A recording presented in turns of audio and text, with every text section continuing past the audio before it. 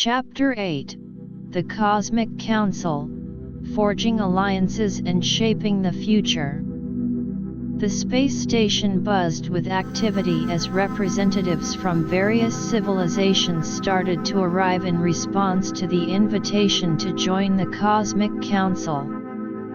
Jake, Zorg, and Solara had been busy preparing for their arrival, setting up meeting rooms, and ensuring that all the necessary amenities were available for the diverse group of guests. The first to arrive were the Luminaries, a civilization known for their advanced knowledge of light-based technology.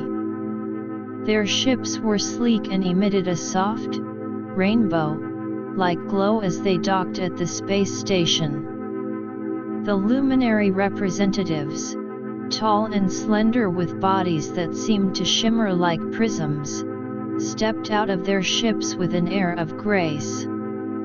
Next came the Aquarians, a water-based civilization from a distant ocean-covered planet. They were encased in special suits that allowed them to exist in the space station's environment. Their large, bulbous eyes and tentacled bodies were a stark contrast to the human and alien forms already present. As more and more representatives arrived, the space station took on a cosmopolitan air. The corridors were filled with different languages, strange scents, and a variety of energy signatures. Jake, walking through the station, couldn't help but feel a sense of excitement and trepidation. "This is it," he said to Zorg. "The start of something big, but also a huge responsibility." Zorg chirped in agreement. "Yes, Jake. The decisions we make here will affect the entire universe. We must be careful and inclusive in our discussions." The first meeting of the Cosmic Council was held in a large, circular room. The walls were made of a transparent material that offered a breathtaking view of the star-filled space outside. A large, holographic table in the center of the room displayed the various agendas for the meeting. Jake stood up to address the council. "Welcome, representatives of the many civilizations. We are here today because of a discovery that has the potential to change the universe. The ancient crystal we found holds a powerful energy source, but with it comes great danger. We need to decide how to share this technology and how to defend it from those who would misuse it." The Luminary representative, a being named Ilera, spoke first. "Our civilization has always been at the forefront of sharing knowledge. We believe that the crystal's energy should be made available to all peaceful civilizations. However, strict regulations must be in place to prevent its misuse." The Aquarian representative, whose name translated to wave speaker, nodded. "We agree. But we also need to consider the unique needs of each civilization. Our planet, for example, has different energy requirements due to its water-based ecosystem." The discussion quickly became lively, with representatives from different civilizations sharing their views. Some were concerned about the potential for the technology to be used as a weapon, while others were more focused on the benefits it could bring to their home planets, such as solving energy shortages or environmental problems. As the debate raged on, a representative from a small but highly advanced civilization called the Stardances spoke up. "We have a unique perspective on this. Our people have long studied the balance of cosmic energies. We believe that before sharing the crystal's energy, we need to understand its full implications on the cosmic ecosystem. There could be unforeseen consequences that could disrupt the delicate balance of the universe. This statement caused a hush to fall over the room. Jake realized that they had been so focused on the immediate benefits and threats that they had not fully considered the long-term cosmic implications. Dr. Emily, who had joined the council meeting via a holographic link from the spaceship, chimed in. "The star dances are right. We've been so busy dealing with the practical aspects that we haven't delved deep enough into the theoretical side. We need to conduct more research on how this energy could affect the fundamental forces of the universe." The council agreed to form a research sub-committee, consisting of scientists from all the member civilizations. Their task would be to study the crystal's energy and its potential cosmic impacts. Next, the council turned to the issue of defense. Gorgoth and the Dark Nebula Syndicate were still a threat, and they needed to come up with a unified defense strategy. Zork presented a plan. "We could create a joint defense force, made up of ships and personnel from all our civilizations. This force would be on standby to repel any attacks from the Dark Nebula Syndicate or other hostile groups." The representatives discussed the plan in detail. Some were concerned about the logistics of coordinating such a large and diverse force, while others were worried about the potential for internal conflicts within the defense force. After hours of debate, they reached a compromise. They would create a core defense force, consisting of the most advanced ships and trained personnel from each civilization. This core force would be supplemented by local defense forces from each member civilization, which could be mobilized in case of a large-scale attack. As the meeting wore on, the council also discussed the issue of sharing the crystal's energy technology. They decided to create a tiered system. First, the technology would be shared with member civilizations of the Cosmic Council, provided they met certain ethical and safety standards. These standards would include a commitment to using the energy for peaceful purposes, such as sustainable development and scientific research. For non-member civilizations, they would need to apply to the Council and prove their worthiness. The Council would conduct thorough background checks and evaluate their intentions before deciding whether to share the technology. The first day of the Cosmic Council meeting ended on a note of cautious optimism. The representatives had made significant progress in their discussions, but they knew that there was still a long way to go.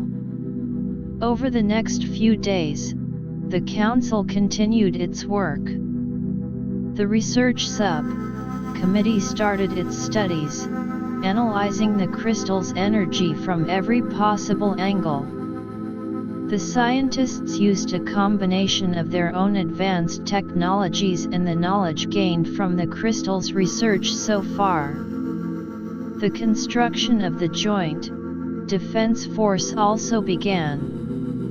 Shipyards across the member civilizations started to modify and prepare their ships for the new defense initiative. Training programs were set up to ensure that the personnel from different civilizations could work together effectively.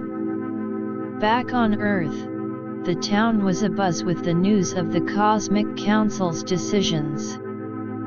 The people were proud to be a part of this cosmic effort. The local schools started to teach their students about the different civilizations in the council and the importance of the crystal's discovery. Mrs. Brown, who had become an active advocate for the cosmic cooperation, organized a series of community events to raise awareness and support for the council's work. "We may be a small town on a small planet," she said at one of the events, "but we're now a part of something much bigger. We need to do our part to ensure the success of the Cosmic Council." The entrepreneurs in the town, seeing new business opportunities, started to develop products and services related to the cosmic cooperation.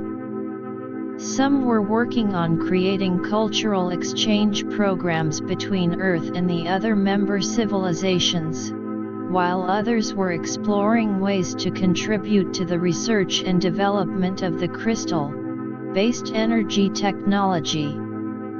As the weeks passed, the Cosmic Council faced its first real test. A distress signal was received from a planet on the outskirts of the Council's influence.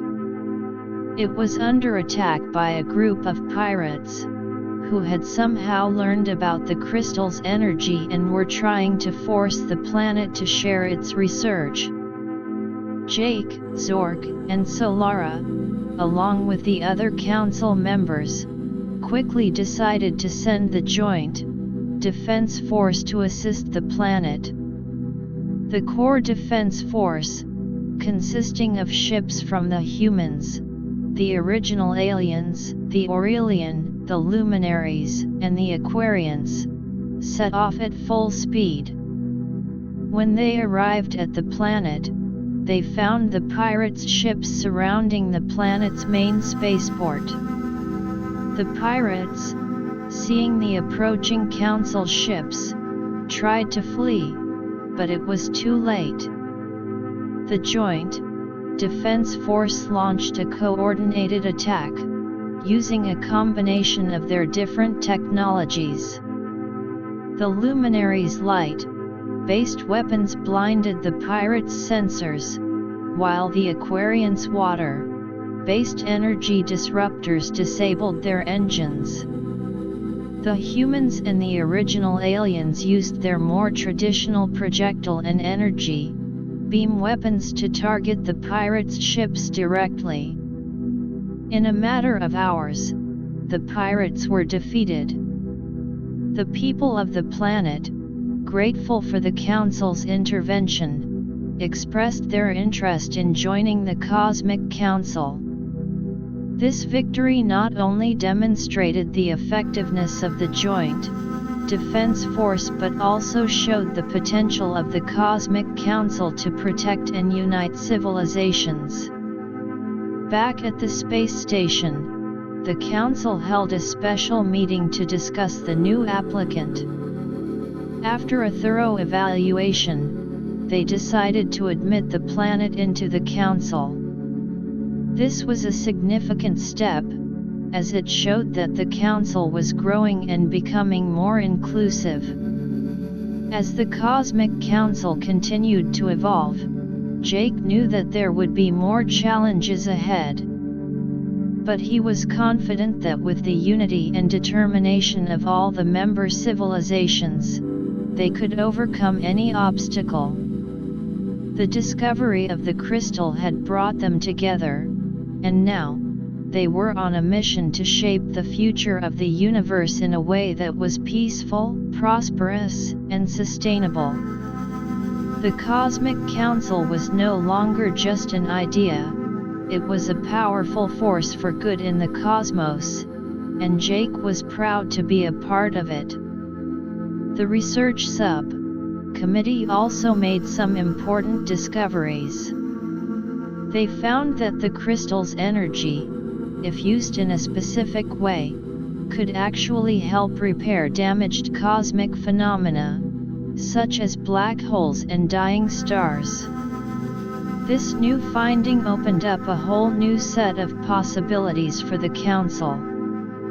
The Council decided to prioritize research in this area, with the hope of using the crystal's energy to not only benefit individual civilizations but also to safeguard the entire universe. As they delved deeper into these new research areas, Jake and the other council members knew that they were on the verge of even greater discoveries. The future of the Cosmic Council looked bright, but they also knew that they needed to remain vigilant and work together to ensure that the crystal's energy was used for the betterment of all. Chapter 9: Cosmic Politics and Hidden Agendas. The Cosmic Council, fresh from its first successful defense mission and the expansion of its membership, was riding high on a wave of optimism. However, as with any large-scale organization, the seeds of internal strife were beginning to germinate. The Council's rapid growth and the increasing complexity of its operations were bringing to the surface some underlying tensions. Jake, as one of the key figures in the Council, was constantly on the move, trying to keep the peace among the diverse member civilizations. One of the major points of contention was the distribution of resources related to the crystal-based energy research. The more powerful and resource-rich civilizations, like the Luminaries and the Aurelian, were pushing for a larger share of the research facilities and the initial applications of the technology. Ilera, the luminary representative, argued in a council meeting, "Our civilization has made significant contributions to the understanding of energy and light-based technologies. It is only fair that we have a greater say in how the crystal's energy is harnessed and distributed." Wave, speaker, the Aquarian representative, countered, "But every civilization in this council has its own unique knowledge and needs. The technology should be shared equitably, regardless of our pre-existing capabilities." The debate quickly escalated, with other representatives taking sides. Jake tried to mediate. "We need to remember that the goal of this council is to benefit all civilizations. We can't let our differences in power and resources lead to a divide." As the argument raged on, another issue emerged. A small but vocal group of representatives from a cluster of planets known as the Celestial Concordance was concerned about the potential cultural impact of sharing the crystal-based technology too freely. Their representative, a wise-looking being named Orin, said, "We are worried that the widespread adoption of this technology will lead to a homogenization of cultures. Our unique ways of life, which have been shaped over millennia, could be lost in the rush for technological advancement." This concern resonated with some of the smaller civilizations in the Council.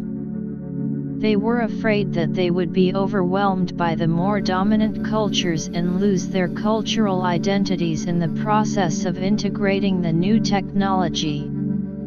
Jake, understanding the importance of cultural preservation, proposed a cultural exchange and preservation initiative. "We can create programs that not only share the technology but also ensure that each civilization's culture is respected and preserved.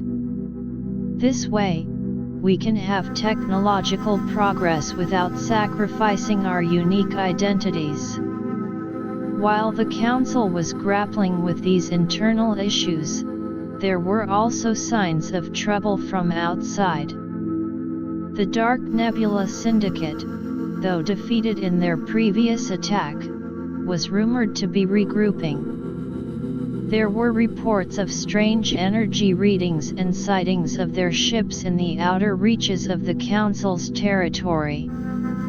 Zork, who had been monitoring the situation, informed the Council. Gorgoth is not one to give up easily. We need to be on high alert. The fact that they are lurking around our territory means they are planning something big. The Council decided to increase the patrols of the Joint Defense Force. Ships from different member civilizations were dispatched to the outer regions of the Council's influence to keep an eye on the Dark Nebula Syndicate's movements. Back on Earth, the town was also feeling the effects of the Council's internal debates. The scientists and entrepreneurs, who were eager to contribute to the crystal-based energy research, were now facing uncertainty. Some of the projects that were in the pipeline were put on hold due to the lack of a clear consensus on resource distribution within the Council. Mrs. Brown, seeing the frustration in the town, organized a town hall meeting. We can't let the Council's internal problems stop us. We need to show them that we can be a model of cooperation. Let's focus on our own cultural exchange programs and find ways to contribute to the research in a way that benefits everyone.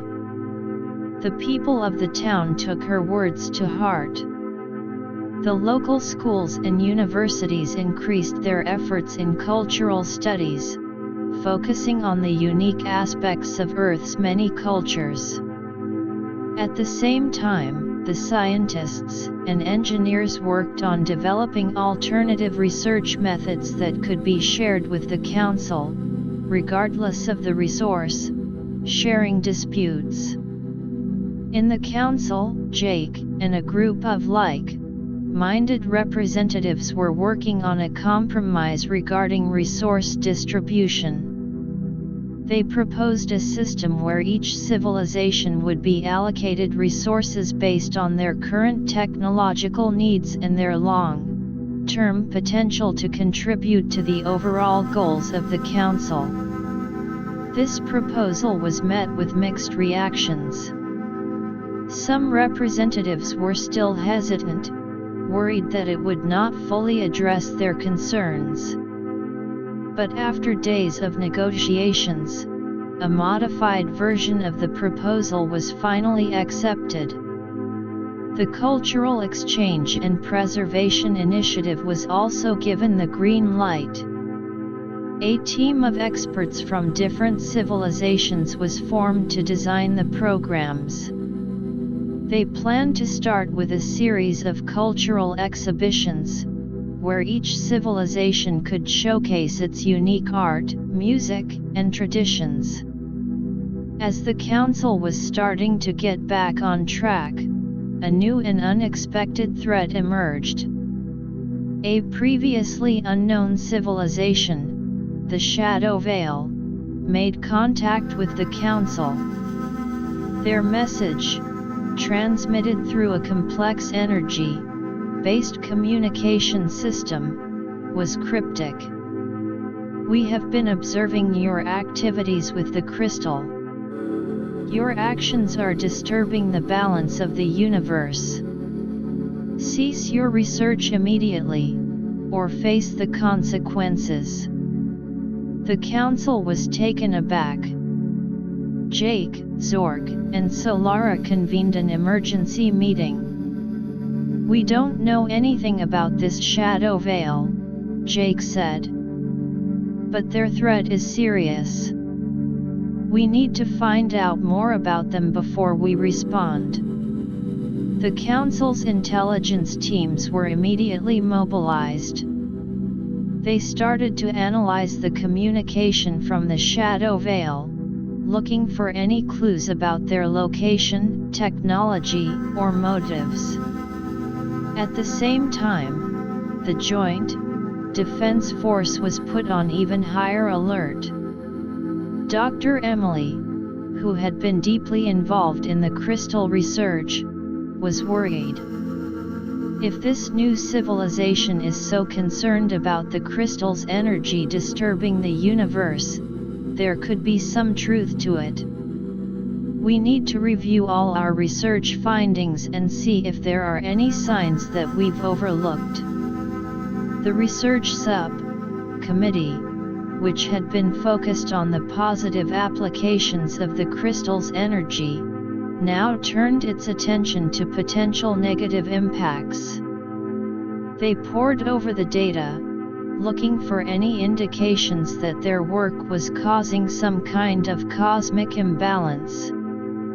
As the days passed, the council was in a state of high anxiety. The threat from the shadow veil loomed large, and they still knew very little about their new adversaries. The internal issues, though temporarily resolved, were still simmering beneath the surface.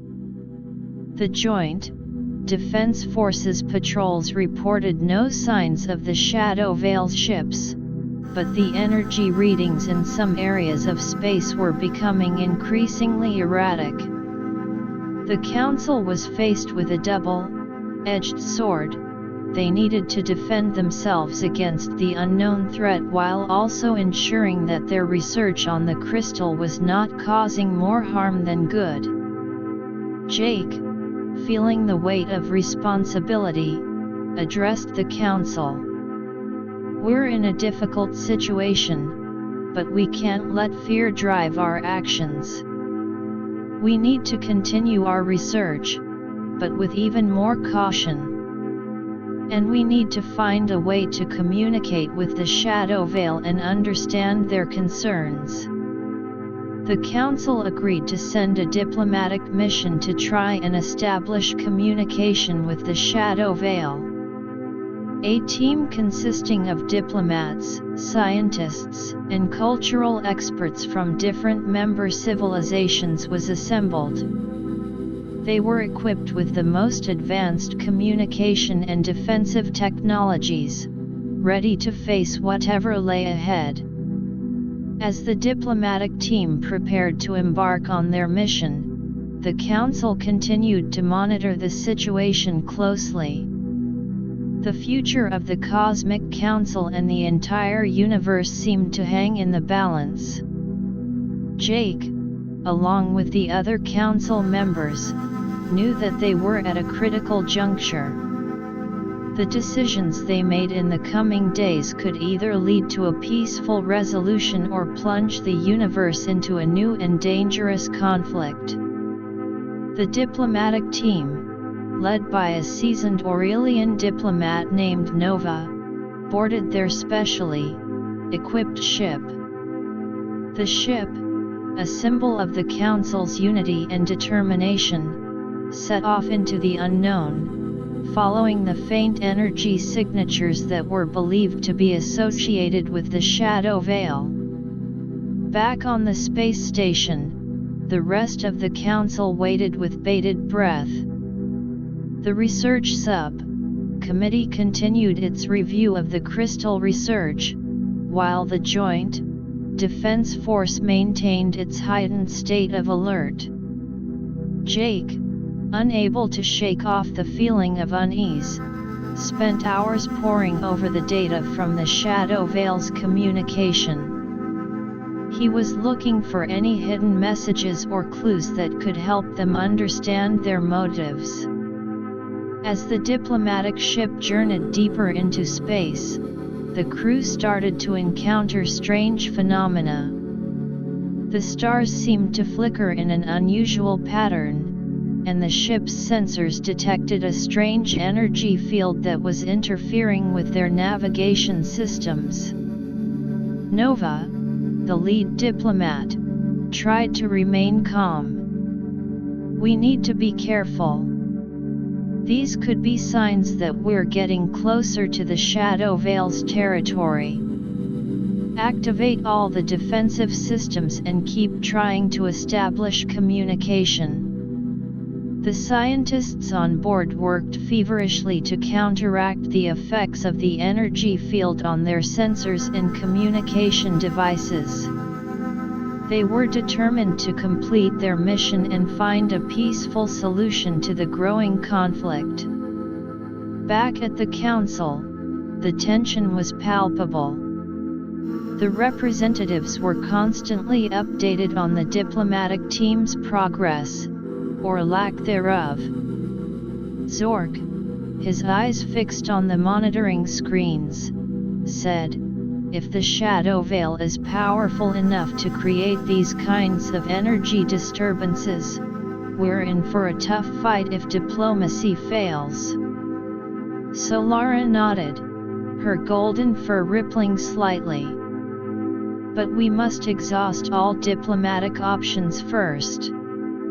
The universe can't afford another major conflict, especially one that could involve an unknown and potentially powerful civilization." The diplomatic team, undeterred by the challenges, pressed on. They knew that the fate of the Cosmic Council and the countless civilizations it represented depended on their success. The journey into the unknown was fraught with danger, but they were determined to find a way to bridge the gap between the Council and the Shadow Veil, and to ensure that the crystal-based energy research could continue for the betterment of the universe. Chapter 10: Encounter with the Shadow Veil, Unveiling Truths and Facing Peril. The diplomatic ship, buffeted by the strange energy fields, inched closer to the suspected location of the Shadow Veil. Nova, the Aurelian diplomat leading the mission, stared intently at the view screen, her eyes scanning the inky expanse of space for any signs of the mysterious civilization. The crew, a diverse group of experts from various member civilizations of the Cosmic Council, worked in tense silence, their hands flying over control panels as they tried to make sense of the erratic sensor readings.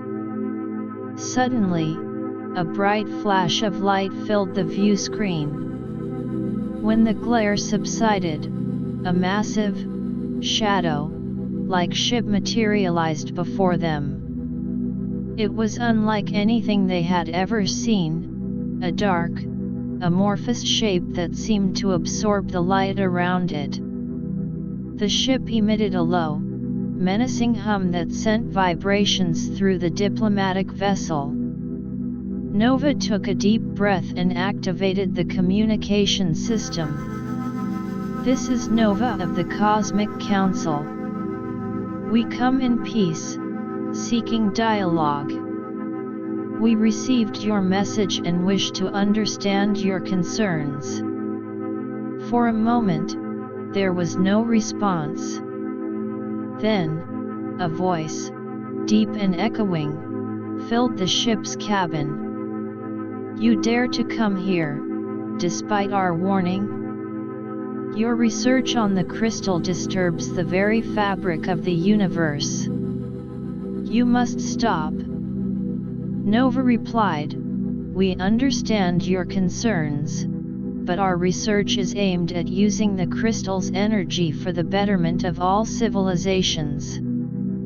We are willing to listen and work together to ensure that no harm is done." The voice from the Shadow Veil ship growled, "Your words are empty. The crystal's energy is a double-edged sword. Its misuse could lead to the destruction of entire star systems. You have no idea of the forces you are tampering with." Dr. Lyra, a scientist from the luminaries on the diplomatic team, stepped forward. "We've been conducting extensive research on the crystal.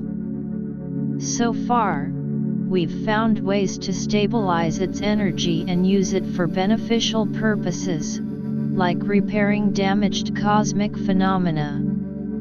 The Shadow Veil's voice scoffed, your so-called research is short-sighted. There are ancient cosmic laws that govern the use of such powerful energies. You are blindly stumbling forward, ignorant of the consequences. As the conversation continued, the diplomatic team realized that the shadow veil had been observing the universe for eons. They claimed to be guardians of a certain cosmic balance, and the crystal's energy, in their view, was a wild card that could upset this balance. Nova proposed, if you are truly guardians of the cosmic balance, then let us work together. Share your knowledge with us, and we can ensure that the crystal's energy is used in a way that respects these ancient laws. The shadow veil was silent for a long time. Just as the diplomatic team was starting to lose hope, the voice replied, "Very well. But you must prove your worth. There is a dying star in a nearby star system. Its collapse could trigger a chain reaction that would destroy several planets. Use the crystal's energy to save it, but do it in a way that adheres to the cosmic laws." Nova looked at the crew. It was a daunting task, but it was also an opportunity to show the shadow veil that the Cosmic Council was worthy of their trust. "We accept the challenge," she said. The diplomatic ship, guided by the shadow veil, made its way to the dying star. The star was a massive red giant, its light flickering weakly as it teetered on the brink of collapse. Dr. Lyra and the other scientists on board immediately began to analyze the star's energy signature. Dr. Lyra said, "This is going to be extremely difficult. We need to find a way to infuse the crystal's energy into the star in a way that stabilizes its core without causing a violent reaction." The crew worked feverishly, consulting the limited knowledge they had of the cosmic laws as described by the shadow veil.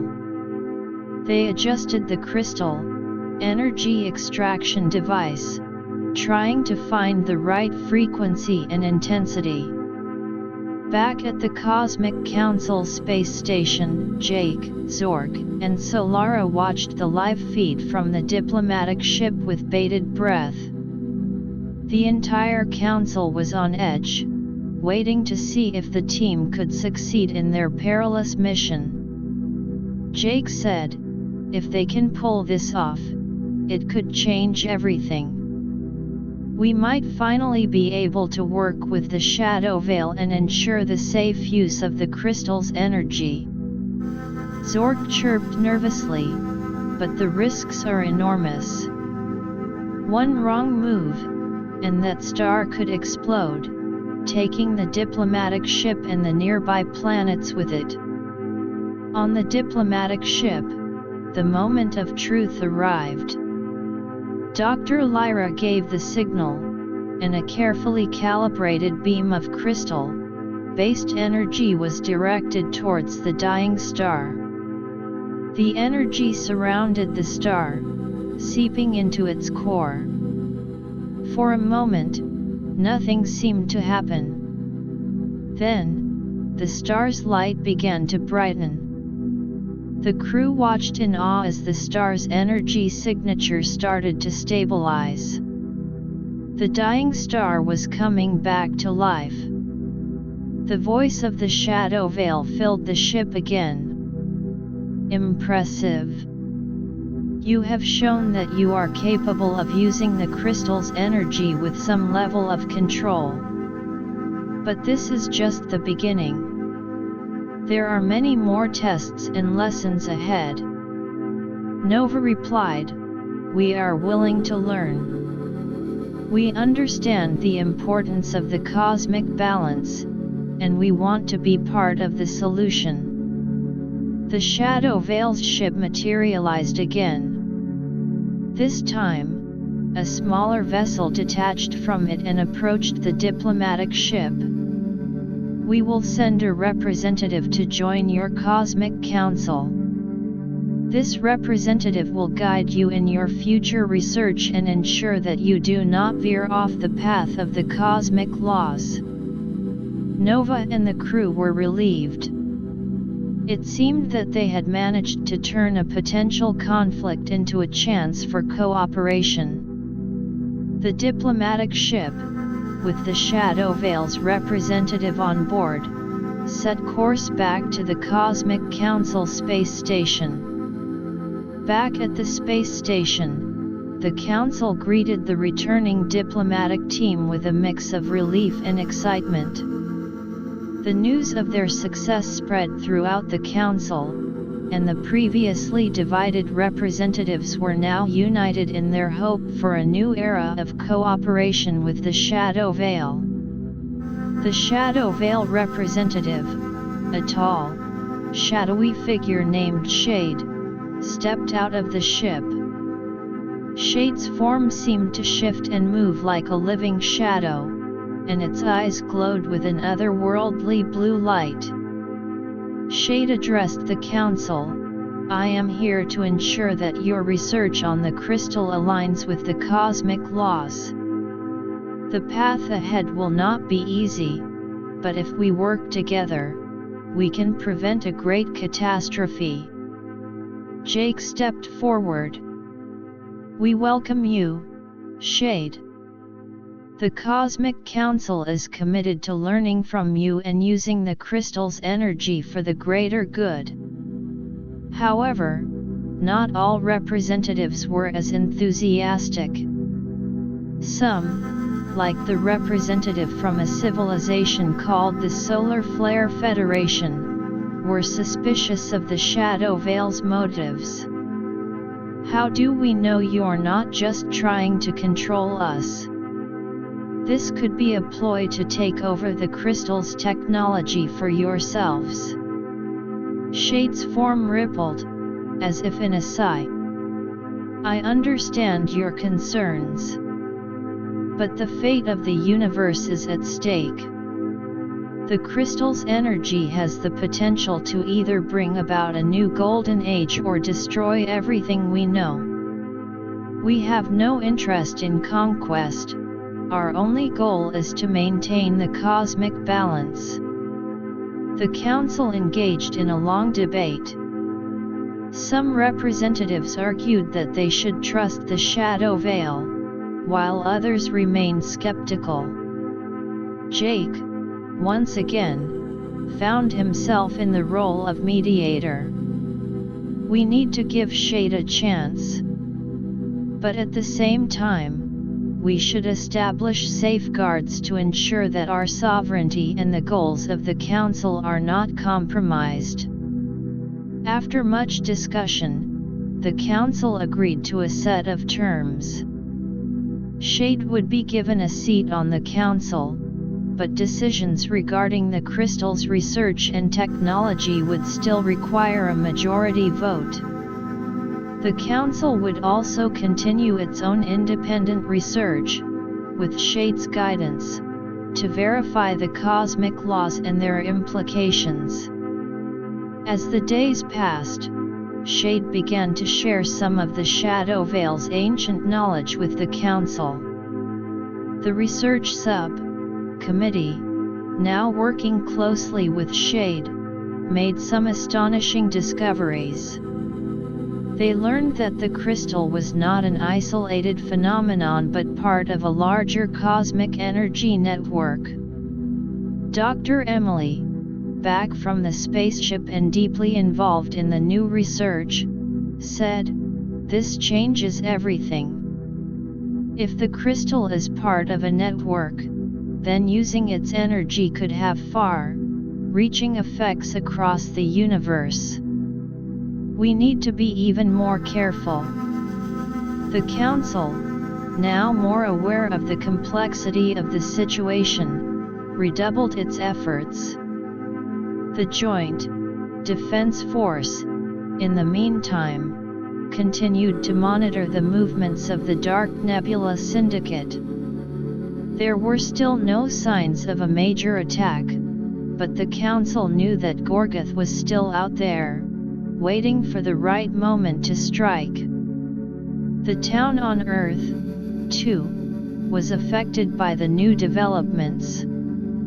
The scientists and students were excited to learn about the Shadow Veil and the new cosmic knowledge.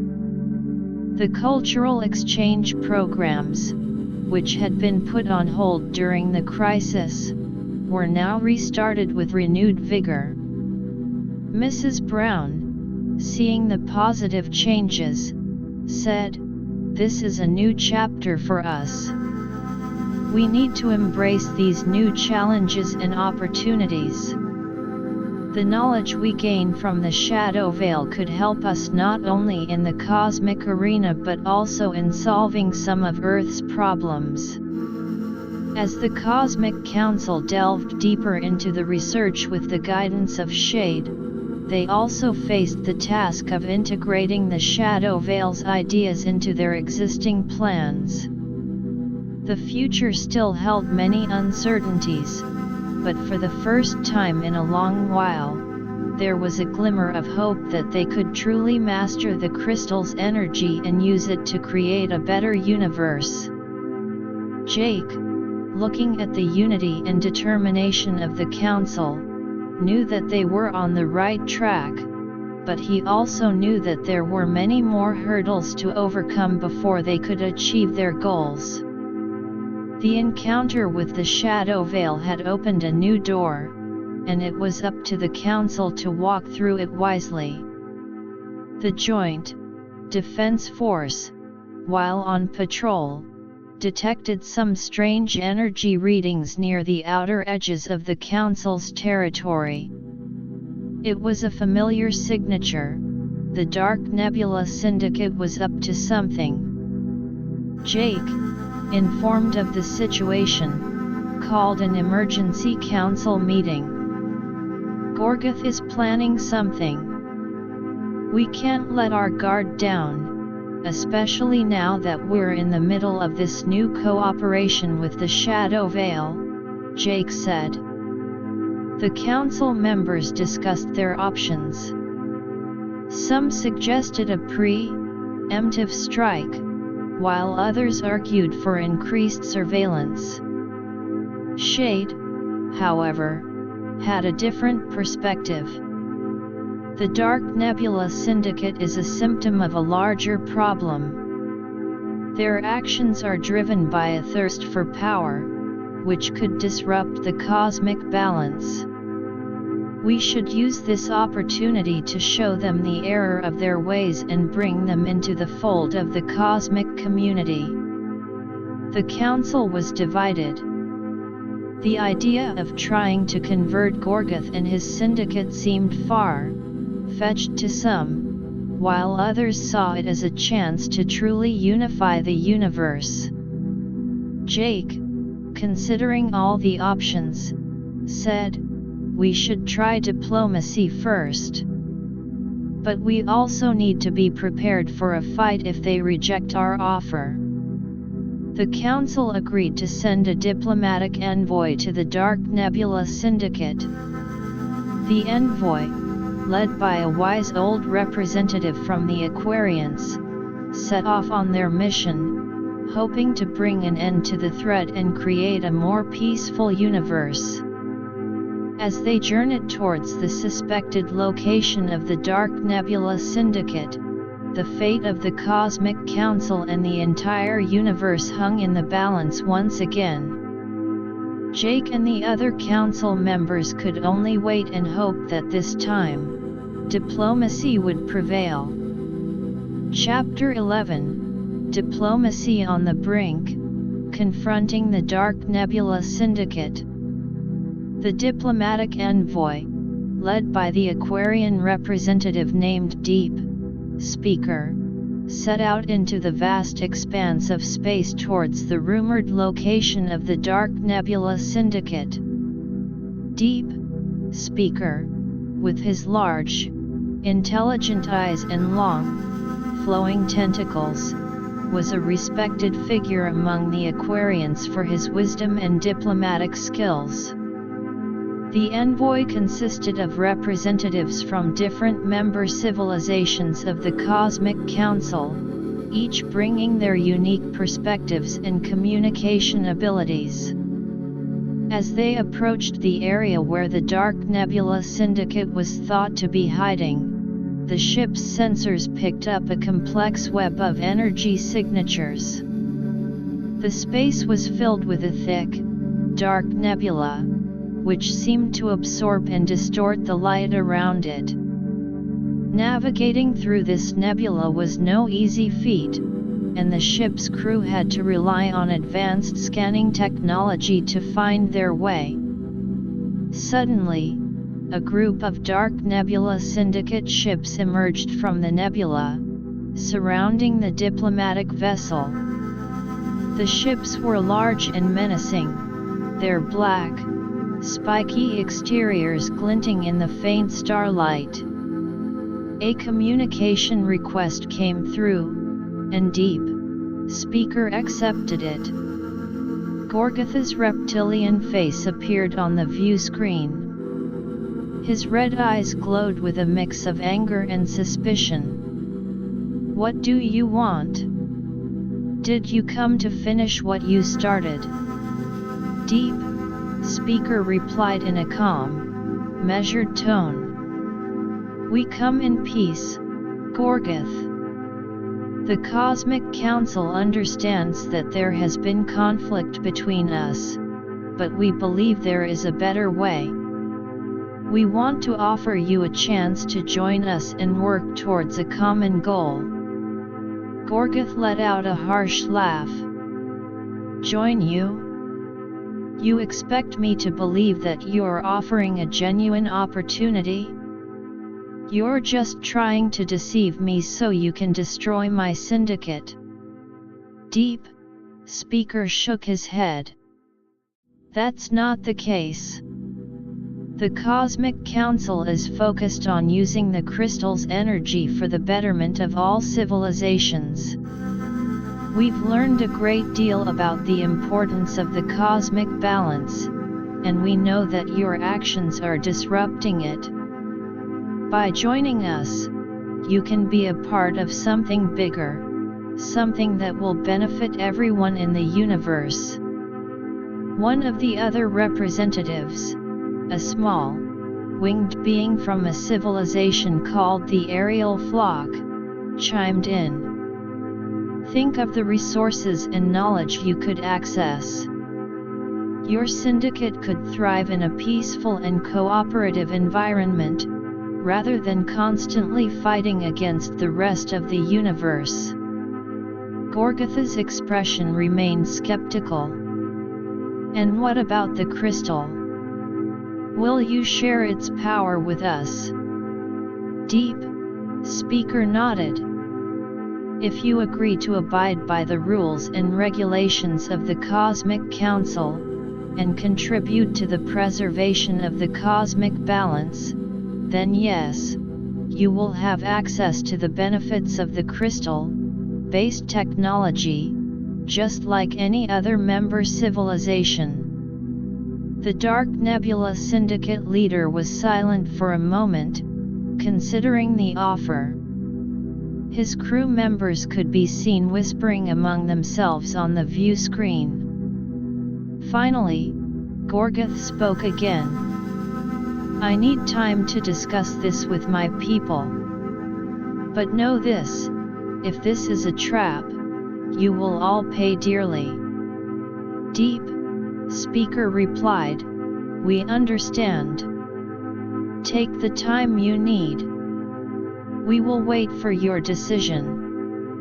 The communication was cut off, and the Dark Nebula Syndicate ships remained in a defensive formation around the diplomatic vessel. The envoy members knew that they were in a precarious situation. One wrong move could lead to a violent confrontation.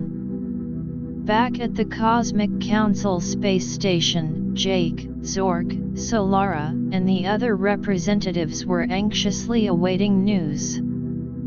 Shade, the Shadow Veil representative, was also present, observing the situation with a watchful eye.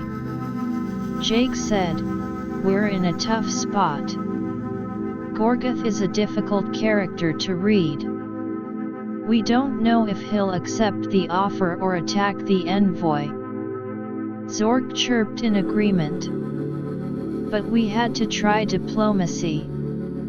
A peaceful resolution is always better than a full-scale war." Solara added, "We need to be prepared for both outcomes. The Joint Defense Force should be on high alert, ready to intervene if necessary." The council members spent the next few hours discussing contingency plans. If Gorgoth rejected the offer, they needed to decide whether to launch a defensive strike or continue to negotiate. The situation was further complicated by the fact that any conflict could potentially disrupt the newly formed relationship with the Shadow Veil. On the diplomatic ship, the crew was also on edge. Deep Speaker tried to keep the morale high. "We've come this far. We need to be patient and hope for the best. But we also need to be ready for anything." The scientists on board were monitoring the energy signatures of the surrounding Dark Nebula Syndicate ships. They noticed some unusual fluctuations, which could indicate that the Syndicate was preparing for something.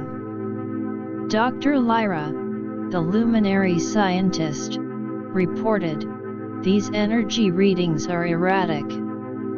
It could mean that they're either planning an attack or having an intense internal debate." As the hours dragged on, the diplomatic ship received another communication request from Gorgoth. Deep Speaker took a deep breath and accepted it. Gorgoth's face appeared on the view screen again.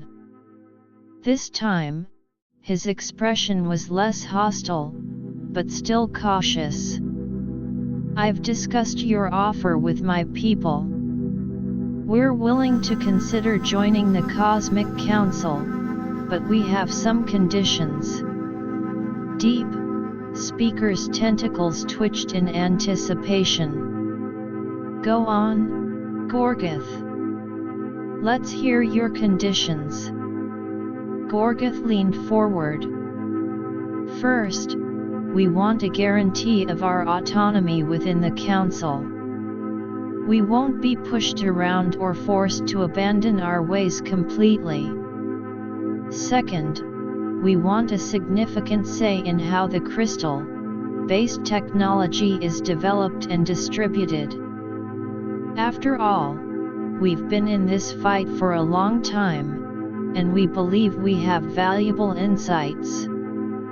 The envoy members looked at each other. These were significant demands, but they also showed that Gorgoth was seriously considering the offer. Deep Speaker replied, "We can discuss these conditions with the Cosmic Council. But you must understand that the Council has the interests of all civilizations in mind. Any agreement must be fair and beneficial to everyone." Gorgoth nodded. "I understand. But we're not going to be left out. If the Council is serious about this, they'll consider our demands." The communication ended again. Deep Speaker turned to the rest of the envoy. "We need to report back to the Council immediately. These conditions will need careful consideration." The diplomatic ship set course back to the Cosmic Council space station. Back at the station, the Council held an emergency meeting to discuss Gorgoth's conditions. The representatives were divided in their opinions. Some, like the representative from a highly structured civilization called the Galactic Order, were against conceding too much to Gorguth. Giving them too much autonomy could lead to problems in the future. They have a history of aggression, and we can't trust them so easily. Others, such as Jake, believed that a compromise was necessary. We need to look at the bigger picture. If we can bring the Dark Nebula Syndicate into the Council, it could mean an end to the hostilities in a more unified universe. We can set up safeguards to ensure that they abide by the Council's rules. Shade, the Shadow Veil representative, spoke up. The cosmic balance is at stake here. If we can integrate the Dark Nebula Syndicate in a way that aligns with the cosmic laws, it could be a positive development. But we must be vigilant and make sure that their actions do not disrupt the balance. After hours of intense debate, the Council came to a decision. They would send a counter offer to Gorguth. The Dark Nebula Syndicate would be granted a certain level of autonomy within the Council, but they would also be closely monitored. Their say in the crystal-based technology would be proportionate to their contributions to the Council's goals. The Council prepared a detailed communication to send to Gorguth, outlining their counter-offer. Jake, as one of the key figures in the decision-making process, hoped that this would be the beginning of a new era of peace and cooperation. As the communication was sent, the Council waited for Gorguth's response. The tension in the space station was palpable. Everyone knew that the next few hours could determine the future of the Cosmic Council and the entire universe.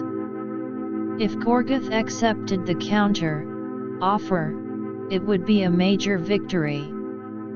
But if he rejected it, the Council would have to face the difficult decision of whether to engage in a potentially devastating conflict. Jake, looking out at the vast expanse of space from the Council's observation deck, thought about the long journey that had led them to this point. From the discovery of the crystal to the formation of the Cosmic Council, and now this crucial moment with the Dark Nebula Syndicate, so much was at stake. He knew that the Council had done everything they could to pursue a peaceful solution, but the final decision was in Gorguth's hands. The hours passed slowly, and the Council members went about their business with a sense of unease. The research sub-committee continued their work on the crystal, but their minds were also on the impending response from Gorguth. The Joint Defense Force maintained its heightened state of alert, ready to spring into action at a moment's notice. Finally, the communication console beeped, indicating a message from the Dark Nebula Syndicate. Jake, Zork, Solara, and the other Council members rushed to the communication room. The message was displayed on the screen, and all eyes were fixed on it. Gorguth's voice filled the room as the message played. Your counter-offer is acceptable. We agree to join the Cosmic Council, but we will hold you to your word. If we feel that our rights are being violated, we will not hesitate to take action. The Council members let out a collective sigh of relief. Jake smiled, a sense of accomplishment washing over him. This is a huge step forward. We've managed to bring the Dark Nebula Syndicate into the fold. Now, we need to make sure that this new alliance works. The council immediately began preparations to welcome the Dark Nebula Syndicate as new members. They set up orientation programs, introduced the syndicate to the council's rules and regulations, and started to plan for their integration into the various council-led projects. The town on Earth, upon hearing the news, erupted in celebration. The people were proud of the role their representatives had played in bringing about this peaceful resolution. The cultural exchange programs, which had been flourishing, now had a new dimension with the potential for interaction with the Dark Nebula Syndicate's unique culture. Mrs. Brown, who had been a vocal supporter of the council's efforts, said, "This is a great day for the universe. We've shown that through diplomacy and understanding, even the most difficult conflicts can be resolved. Now, we need to work together to build a better future." As the Cosmic Council moved forward with the integration of the Dark Nebula Syndicate, they knew that there would be challenges ahead. But for now, they were celebrating this victory, and looking forward to a future where the crystal-based energy could be used for the betterment of all civilizations, under the watchful eye of the Shadow Veil and the unified efforts of the entire Cosmic Council. Jake, along with the other council members, was ready to face whatever challenges came their way, confident in the strength of their new-found unity. Chapter 12: Integration Woes and New Cosmic Discoveries. With the Dark Nebula Syndicate's acceptance into the Cosmic Council, a new era of cooperation was supposed to dawn. However, the integration process proved to be far more difficult than anyone had anticipated. The cultural differences between the syndicate and the existing council members were vast, and the trust issues ran deep. Gorgoth and his followers, accustomed to a life of aggression and self-interest, found it hard to adapt to the council's collaborative and community-oriented approach. Their ships, once symbols of intimidation, now had to operate within the framework of the Joint Defense Forces rules.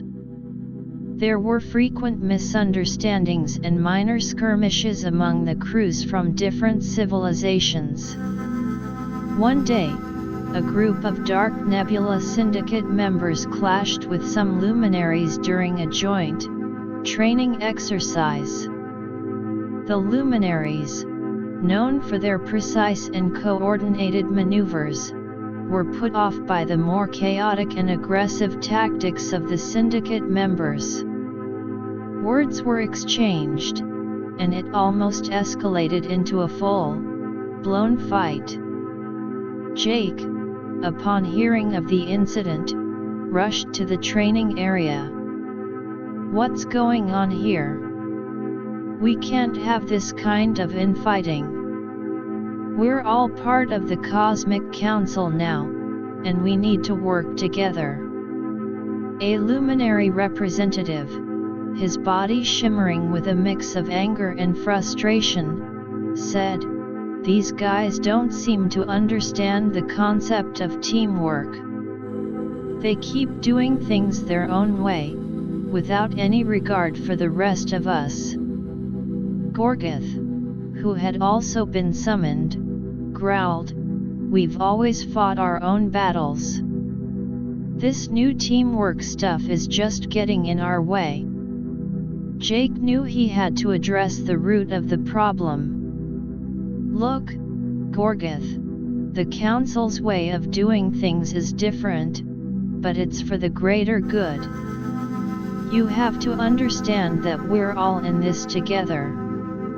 The Joint defense force can only be effective if we respect each other's ways and work towards a common goal. Gorgoth grumbled but seemed to understand the gravity of the situation. Fine. But this will take some time for us to get used to. To ease the integration process, the Council organized a series of cultural exchange and team-building programs. The representatives from different civilizations were paired up to learn about each other's cultures, traditions, and ways of life. Jake hoped that by fostering understanding, the tensions between the Dark Nebula Syndicate and the other Council members would subside. Meanwhile, the Research Sub-Committee, now with the added expertise of the Dark Nebula Syndicate's scientists, made a remarkable discovery. They found that the crystal's energy was not only linked to a cosmic energy network but also had a connection to a series of ancient cosmic ruins scattered throughout the universe. Dr. Emily, who had been leading the research, presented the findings to the Council. These ruins, according to our analysis, were built by an ancient civilization that predates any we've ever known. They seem to have harnessed the crystal's energy in ways that could hold the key to solving some of the most complex cosmic mysteries. The Council was excited by the news. Shade, the Shadow Veil representative, added, "This could be a significant find. The ancient civilization might have had a deeper understanding of the cosmic laws. But we need to approach these ruins with extreme caution. There could be unknown dangers lurking within." The Council decided to launch an exploration mission to one of the nearby cosmic ruins. A team consisting of scientists, engineers, and security personnel from different member civilizations was assembled. The Dark Nebula Syndicate, eager to prove their worth, volunteered a large number of their best warriors and scientists for the mission. The exploration ship, a state-of-the-art vessel equipped with the latest in scanning and defensive technology, set off towards the coordinates of the cosmic ruin. As they approached, the ship's sensors detected a strange energy field surrounding the ruins. It was a pulsating, multi-colored field that seemed to shift and change in unpredictable ways. Dr. Lyra, the luminary scientist on board, analyzed the energy readings. "This energy field is like nothing we've ever seen. It's a complex combination of different energy signatures, and it could be a form of protection for the ruins." The security team, led by a seasoned Aurelian warrior named Kale, prepared for any potential threats. "We need to be on high alert. This energy field could be concealing all sorts of dangers." The ship slowly entered the energy field. As it did, the crew experienced a series of strange sensations. Some felt a sudden rush of energy, while others felt a sense of disorientation. The ship's systems also started to malfunction, with the navigation and communication devices going haywire. The engineers worked frantically to stabilize the ship. "We're losing control of some of the systems. This energy field is interfering with our technology." Dr. Emily, using her knowledge of the crystal's energy, came up with an idea. "The crystal has a unique energy signature. Maybe we can use it to create a counter, field that will neutralize the effects of this energy field on our ship." The team quickly implemented her plan. They adjusted the crystal energy extraction device to emit a focused beam of energy that interacted with the surrounding field. Slowly but surely, the ship's systems started to stabilize, and the strange sensations subsided. As the ship got closer to the ruins, they could see that they were massive structures made of a strange, iridescent material. The ruins seemed to be in the shape of a large, circular complex, with tall spires and intricate carvings on the walls. The exploration team, now safely inside the energy field, prepared to disembark. Kale led the security team out of the ship, followed by the scientists. As they stepped onto the surface of the ruins, they were greeted by a deafening silence. The air was thick with a sense of mystery and age. The scientists immediately started to scan the area. They discovered that the carvings on the walls were actually a form of ancient writing. Dr. Emily, along with a team of linguists from different civilizations, began to study the inscriptions, trying to decipher their meaning. Meanwhile, the security team explored the perimeter of the ruins. They found some signs of previous activity, but there was no sign of any current inhabitants. However, they couldn't shake off the feeling that they were being watched. Suddenly, a group of small, robotic creatures emerged from the shadows. They were about the size of a human's fist, with multiple legs and glowing eyes. The robots emitted a series of high-pitched beeps and charged towards the exploration team. Kale shouted, "Defensive formation. These things might be hostile." The security team quickly formed a circle around the scientists, drawing their weapons. The robots attacked, but the security team was ready. They used a combination of energy, beam weapons and physical attacks to fend off the robotic creatures. Dr. Emily, in the middle of the circle, continued to study the inscriptions. She noticed that some of the symbols on the walls seemed to be related to the robots. "Stop! Don't destroy them. I think I can communicate with them." Kale looked at her skeptically but ordered the team to hold their fire. Dr. Emily used the ship's communication device to mimic the high-pitched beeps of the robots. After a few attempts, the robots stopped attacking and seemed to listen. Slowly, Dr. Emily managed to establish a basic form of communication with the robots. She learned that the robots were guardians of the ruins, left behind by the ancient civilization to protect the knowledge within. The robots, now calm, led the exploration team deeper into the ruins.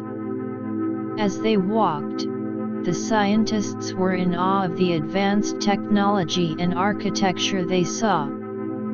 The ruins seemed to house a vast library of knowledge, with holographic displays and energy-based storage systems.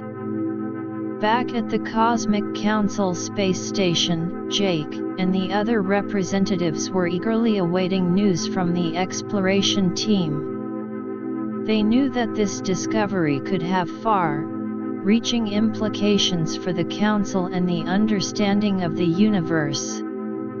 The exploration team, meanwhile, was faced with a new challenge.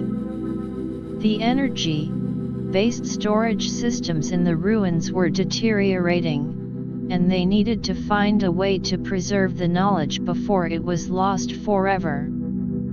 Dr. Emily and the other scientists worked on a plan to transfer the data from the ancient systems to the Council's more modern storage devices.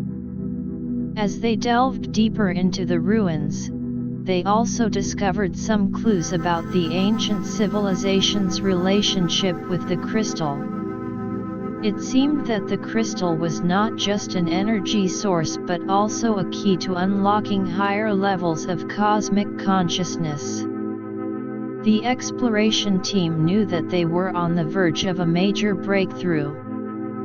But they also knew that they were in a race against time. The deteriorating energy systems and the unknown dangers of the ruins could still pose a threat. Jake, back at the council, hoped that the team would be able to overcome these challenges and bring back the valuable knowledge that could change the course of the Cosmic Council's future. The discovery of the cosmic ruins had opened up a whole new world of possibilities, but it also came with its fair share of risks and challenges. The council was eager to see what the exploration team would uncover next, and how this new knowledge would shape their understanding of the crystal and the universe. Chapter 13: The Race Against Time, Preserving Cosmic Knowledge. The exploration team, deep within the ancient cosmic ruins, was in a race against time. The energy-based storage systems housing the vast knowledge of the long-lost civilization were rapidly deteriorating. Dr. Emily, leading the scientific efforts, was under immense pressure to find a way to transfer the data before it was irretrievably lost. She and her team of scientists from various member civilizations of the Cosmic Council worked feverishly. The linguists had made significant progress in deciphering the ancient inscriptions, which were providing crucial insights into the operation of the storage systems. Dr. Lyra, the luminary scientist, pointed at a series of symbols on a holographic display. According to our translation, these symbols seem to indicate a power-up sequence for the data transfer mechanism. But we need to be extremely careful. One wrong move could trigger a self-destruct mechanism. The security team, led by Kale, maintained a vigilant watch around the area. The robotic guardians, now cooperative, stood by, but Kale knew that they couldn't let their guard down. The ruins were still full of unknowns, and any new threat could emerge at any moment. Dr. Emily, her brow furrowed in concentration, studied the control panel in front of her. We need to synchronize our technology with the ancient system. It's a delicate process, but if we can match the energy frequencies, we should be able to initiate the transfer. The engineers on the team started to adjust the settings of their portable data storage devices. They had to modify the devices to be compatible with the archaic energy signatures of the ruined systems. As they worked, the energy field around the storage systems flickered, a sign of its increasing instability. Suddenly, a loud, screeching sound filled the air. The robotic guardians became agitated, and their eyes glowed brighter. Kale immediately signaled the security team to be on high alert. Something's wrong. Be ready for anything. The scientists, pausing their work for a moment, looked around nervously. Dr. Emily quickly tried to communicate with the robotic guardians.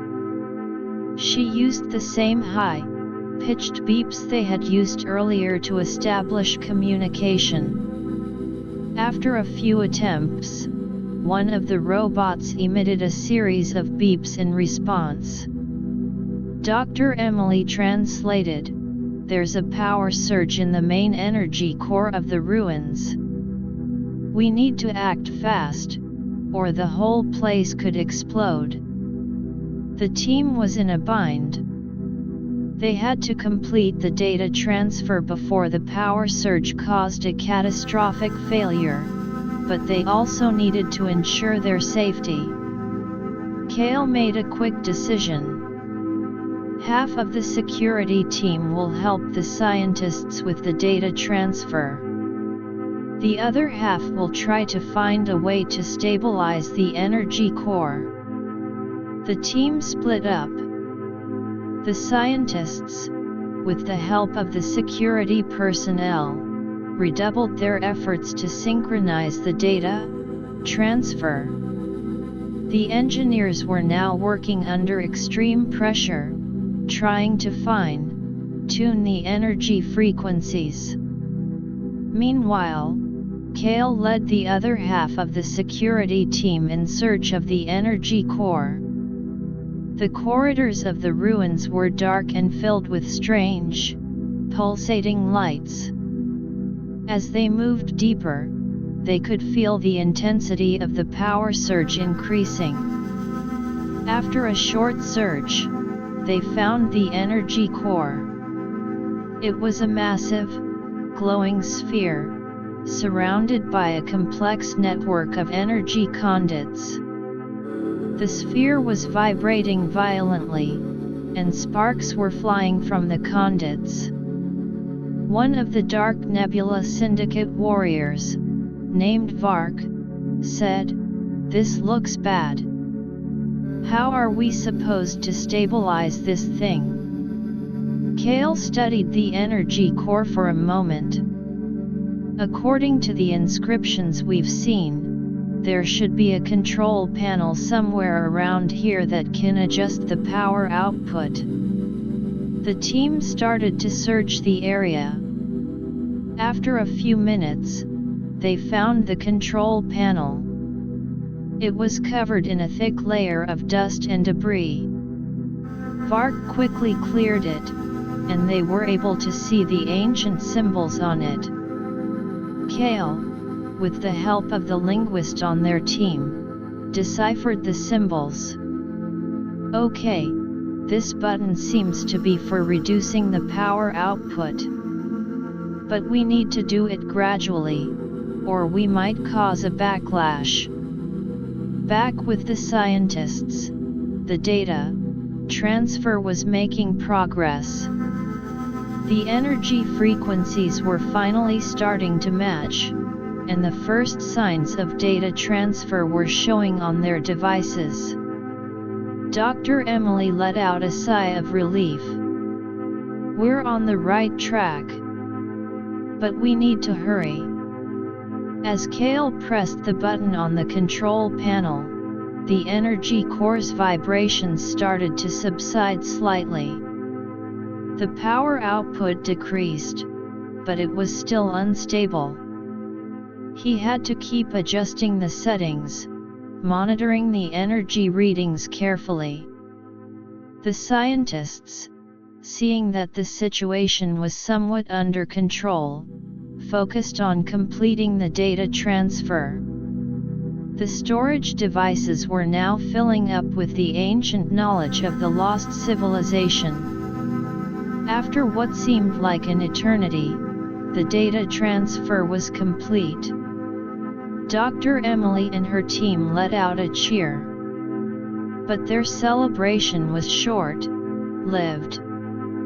The energy core, despite Kale's efforts, was still on the verge of a major failure. Kale shouted over the communication device, "We need to get out of here now.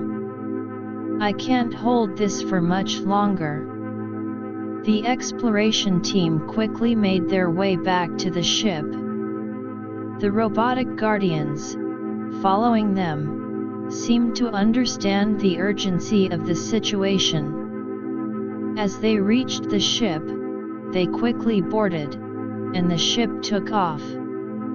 Just as they cleared the energy field surrounding the ruins, the energy core of the ruins finally gave way. A massive explosion rocked the area, sending shockwaves through space. The ruins, which had stood for eons, were now reduced to a cloud of debris.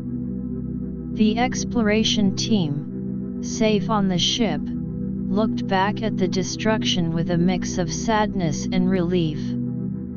They had managed to save the valuable knowledge, but they had lost the physical remnants of the ancient civilization. Back at the Cosmic Council space station, Jake and the other representatives were waiting anxiously. When the exploration ship finally returned, they were greeted with a hero's welcome. Dr. Emily, exhausted but elated, presented the data, storage devices to the council. "We did it. We managed to save the knowledge from the ruins. This could revolutionize our understanding of the crystal, the cosmic laws, and the universe itself." The council members were excited. They immediately set up a special research facility to analyze the data. Shade, the Shadow Veil representative, was particularly interested in the information related to the cosmic laws.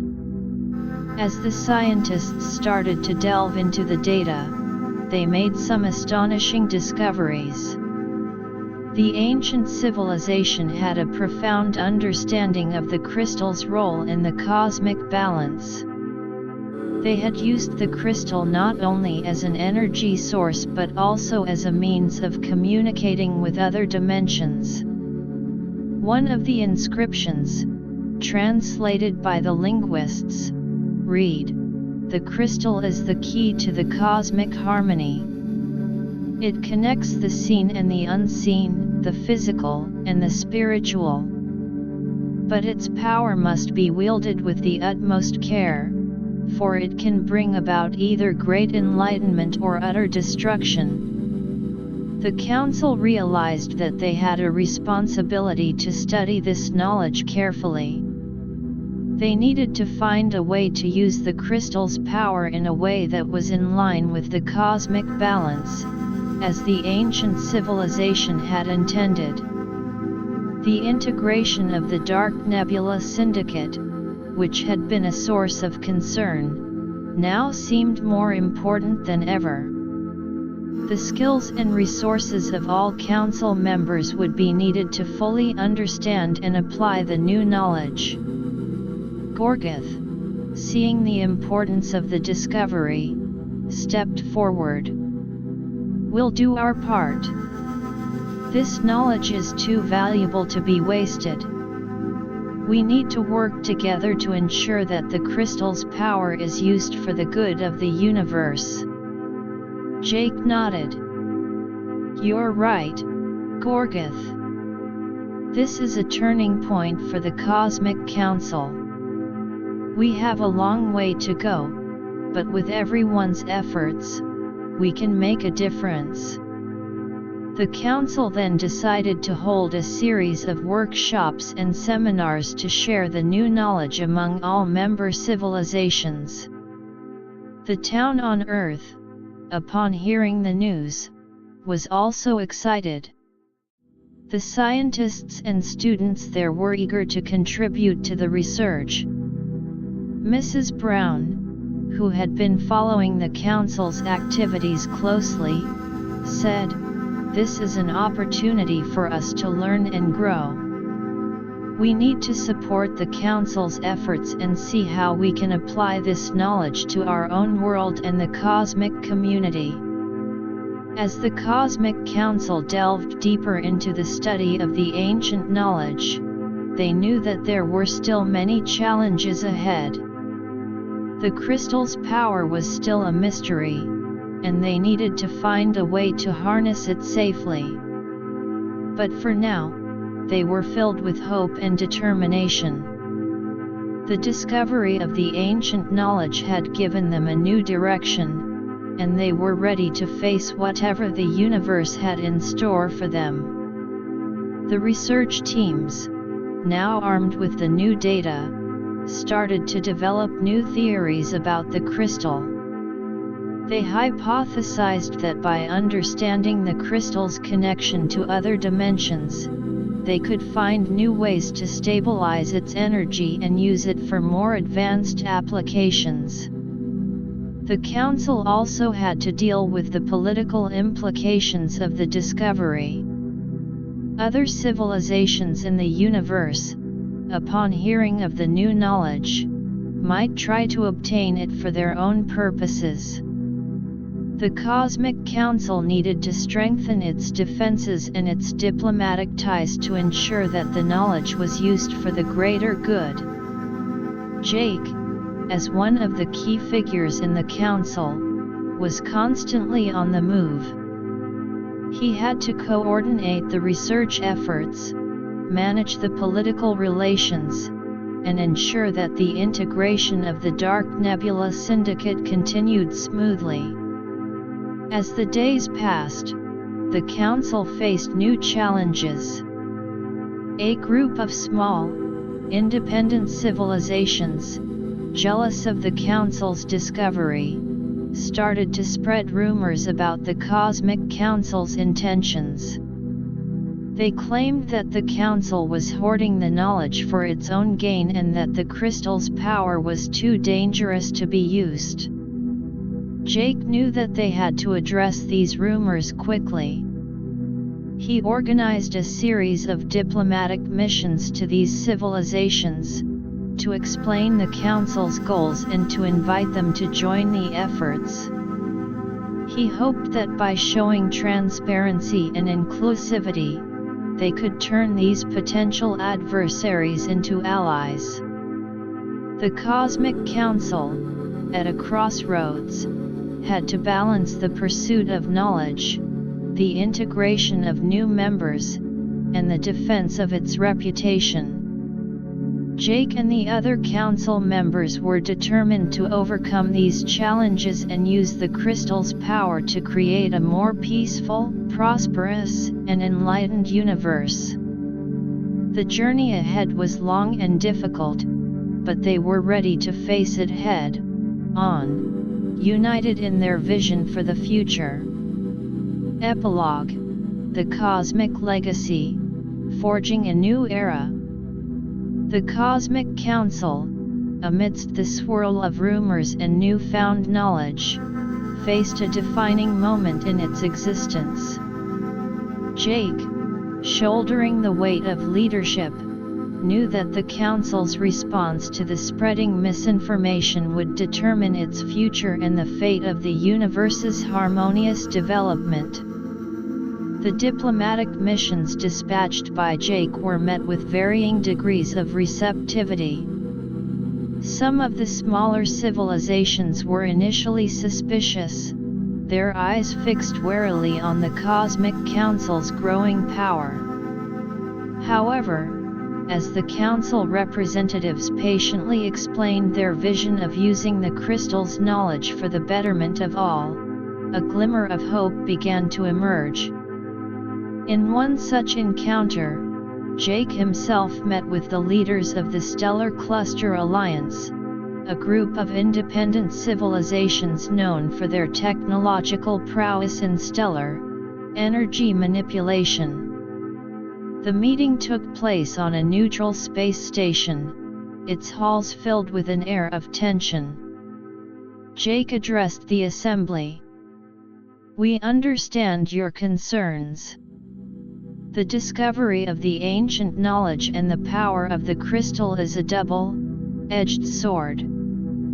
But the Cosmic Council is committed to sharing this knowledge in a way that benefits every civilization, large or small.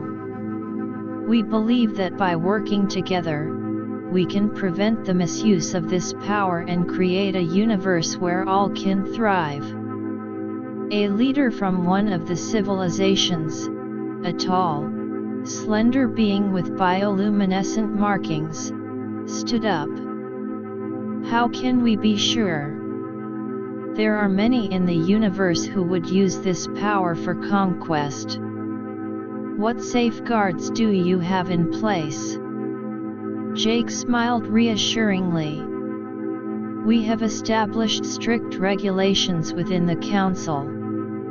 The research on the crystal is overseen by a diverse group of experts, including representatives from the Shadow Veil, who are guardians of the cosmic balance. And we are inviting you to be a part of this oversight, to ensure that everything is done in the open and for the common good. After hours of discussion, the Stellar Cluster Alliance agreed to send representatives to the Cosmic Council to observe and participate in the research and decision-making processes. This was a significant victory for Jake and the Council, as it not only quelled some of the rumors but also strengthened the Council's position. Back at the Cosmic Council space station, the research on the ancient knowledge was progressing at an astonishing pace. The scientists, now with the combined expertise of multiple civilizations, were unlocking the secrets of the crystal's connection to other dimensions.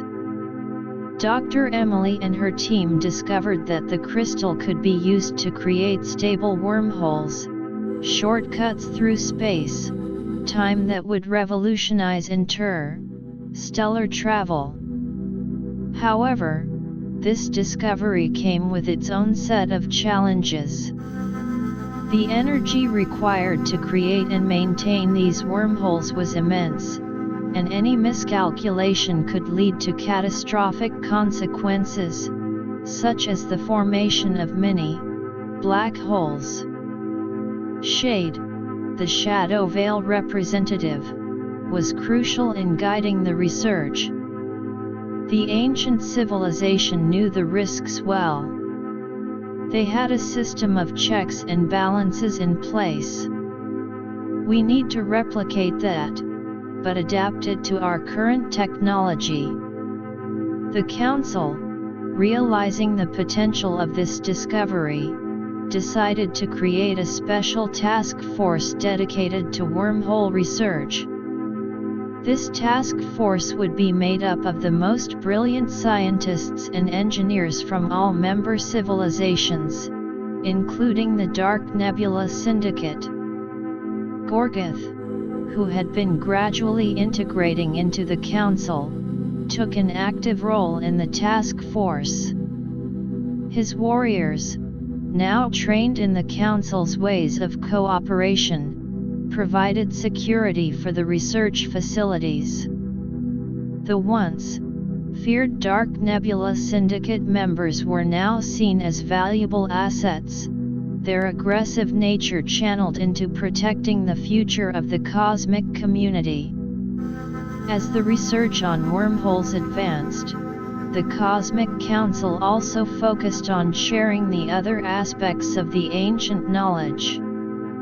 They developed educational programs that were distributed to all member civilizations, teaching about the cosmic laws, the crystal's properties, and the importance of maintaining the cosmic balance. The town on Earth, now a symbol of the Council's grassroots support, played a significant role in these educational initiatives. The local schools and universities became centers of cosmic learning, with students from all over the planet eager to contribute to the cosmic community. Mrs. Brown, who had become a beloved figure in the town for her unwavering support of the Council, organized community events to raise awareness about the new knowledge. We may be a small part of the vast universe, she told the townspeople, but our contributions can make a big difference.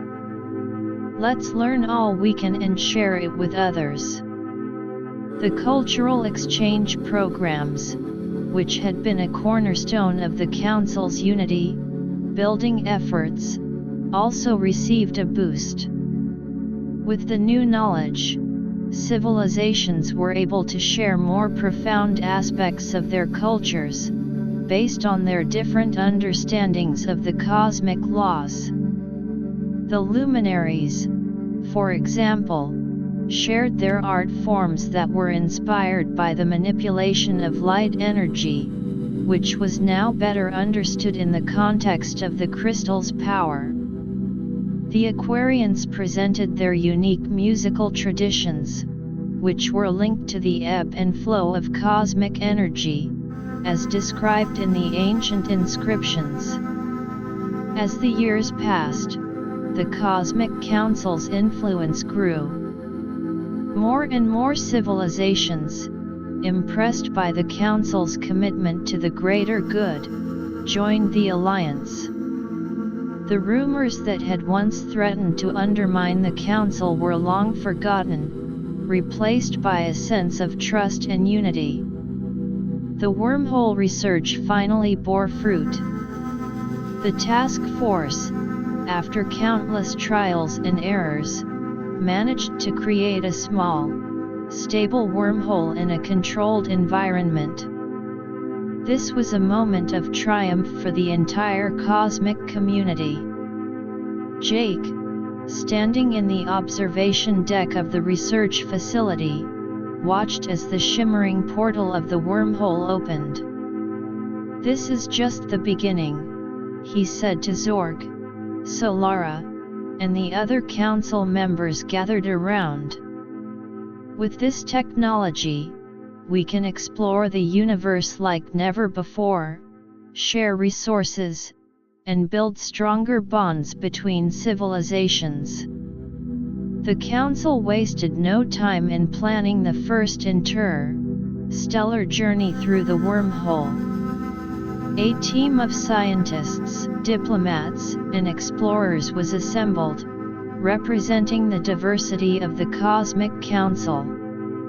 Their mission was to visit distant planets, share the Council's knowledge, and learn from the civilizations they encountered.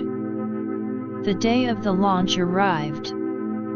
The spaceship, equipped with the latest in wormhole traveling technology, stood ready. The entire cosmic community watched with bated breath as the ship entered the wormhole. On the other side of the wormhole, the team discovered a vibrant civilization that had been isolated from the rest of the universe for millennia. The encounter was filled with wonder and excitement. The newfound friends were eager to learn about the Cosmic Council and its goals, and in turn, they shared their own unique knowledge and culture.